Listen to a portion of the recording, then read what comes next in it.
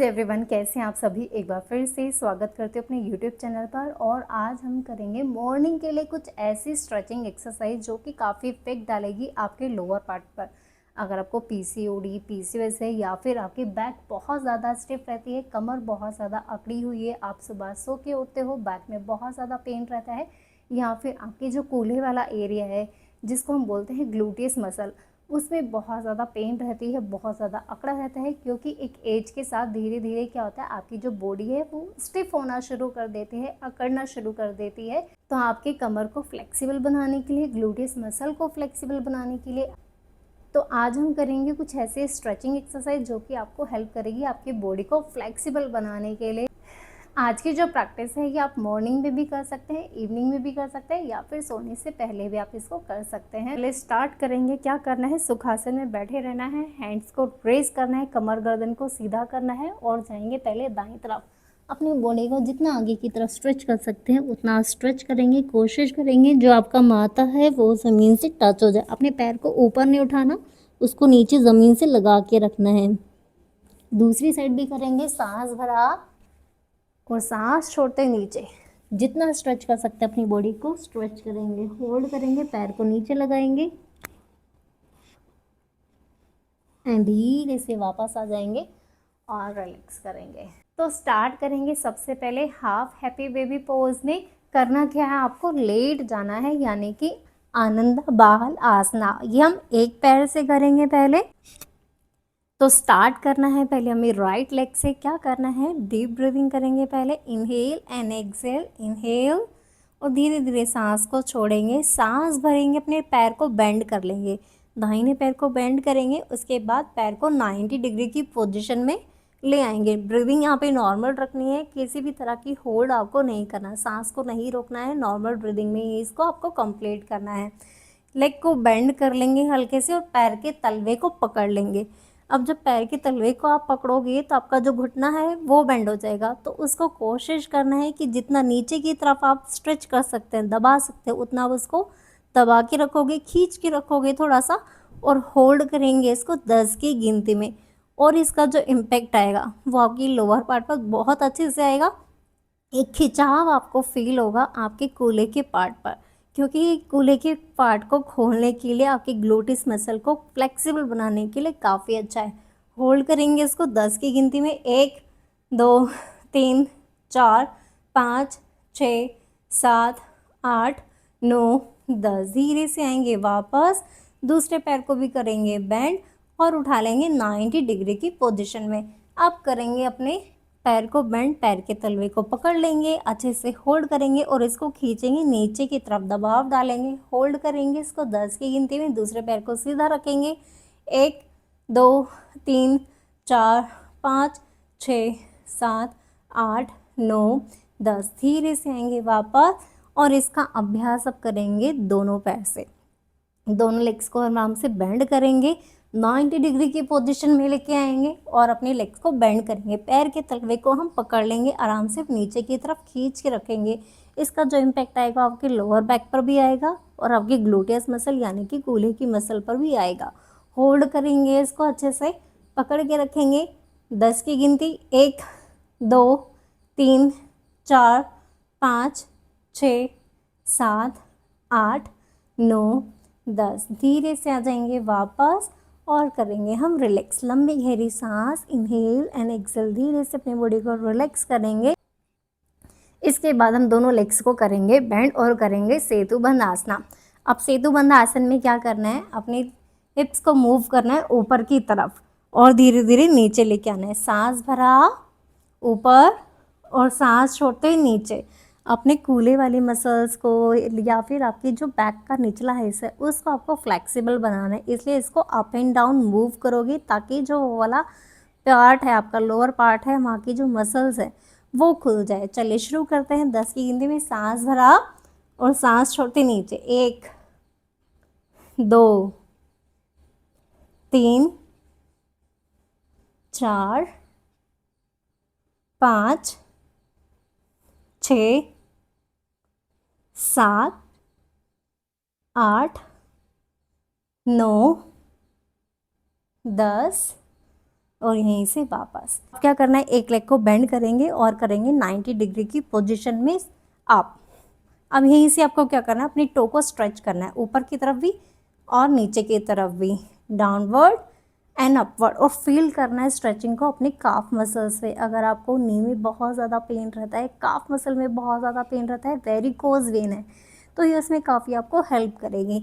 Stretch किया downward and upward, downward and upward, down and up, down and up, down and up, down. Hold करेंगे इसको 10 की गिनती, 1 2 3 4 5 6 7 8 9 10। Stretch करेंगे, hold करेंगे, 1 2 3 4 5 6 7 8 9 10। बेंड करेंगे और धीरे से रिलैक्स करेंगे। दूसरे लेग को भी बेंड करेंगे, 90 डिग्री की पोजीशन में स्ट्रेच करेंगे, डाउन करेंगे, then up, down and up, down and up, down and up, down and up, down and up, down and up, down and hold करेंगे इसको 10 की गिनती, 1 2 3 4 5 6 7 8 9 10। स्ट्रेच करेंगे, होल्ड करेंगे, 1 2 3 4 5 6 7 8 9 10। धीरे से वापस और रिलैक्स करेंगे, लंबी गहरी सांस, इनहेल एंड एक्सेल, इनहेल और एक्सेल। नेक्स्ट आपको क्या करना है, कैट एंड काउ पोस्चर यानी कि मर्जारी आसना, जो कि काफ़ी हेल्प करेगी आपके शोल्डर के लिए भी। अगर आपको हंच बैक की प्रॉब्लम रहती है, एक कुबड़ जैसा आपकी कमर में आ गया है, उसके लिए भी, और आपके शोल्डर के पेन को रिलीव करने के लिए, कमर के दर्द को रिलीव करने के लिए क्या करना है, दोनों हाथों को रखना है 90 डिग्री की पोजीशन में। सांस भरेंगे, अपनी कमर को ऊपर की तरफ खींचना है और सांस छोड़ते हुए सामने देखेंगे और कमर को नीचे करेंगे। बेसिकली इसमें कमर की मूवमेंट करेंगे अप एंड डाउन, जिससे जो आपका लोअर पार्ट है वो फ्लेक्सिबल हो। ठीक है, तो चलिए शुरू करते हैं। सांस भरा ऊपर और सांस छोड़ते नीचे। 1 2 3 4 5 6 7 8 9 10। कमर को ऊपर की तरफ खींचेंगे, होल्ड करेंगे 10 की गिनती, 1 2 3 4 5 6 7 8 9 10। सामने देखेंगे, होल्ड करेंगे इसको 10 की गिनती में, 1 2 3 4 5 6 7 8 9 10। पैरों को थोड़ा सा खोल लेंगे और करेंगे हम बाल आसना यानी कि चाइल्ड पोज। सांस भरेंगे, हाथों को ऊपर लेके जाएंगे और सांस छोड़ते धीरे धीरे नीचे। कोशिश करेंगे जो आपका माथा है वो ज़मीन से लग जाए, और पीछे ट्राई करेंगे जो आपके हिप्स है वो एडियो से टच हो जाए। होल्ड करेंगे 10 की गिनती में, 1 2 3 4 5 6 7 8 9 10। आ जाएंगे कैट एंड काउ पोस्चर में, आ जाएंगे अधोमुख स्वानासन में। अच्छे से स्ट्रेच करेंगे, अपनी एड़ियों को लगाएंगे ज़मीन से, मूव करेंगे राइट लेग को, लेफ्ट लेग को अच्छे से। 1 2 3 4 5 6 7 8 9 एंड 10। धीरे से वापस और रिलैक्स करेंगे, वज्रासन में बैठ जाएंगे। डीप ब्रीदिंग, लंबी गहरी सांस, इनहेल और धीरे धीरे एक्सेल, इनहेल एंड एक्सेल। आ जाएंगे कैट एंड काउ पोस्चर में, और आपको क्या करना है, अपने पैर को जितना बाहर की तरफ खींच सकते खींचेंगे, टो को करेंगे अंदर, अपनी हील्स को जितना स्ट्रेच कर सकते हैं स्ट्रेच करके रखेंगे, लेके जाएंगे ऊपर, जितना ऊपर लेके जा सकते उतना।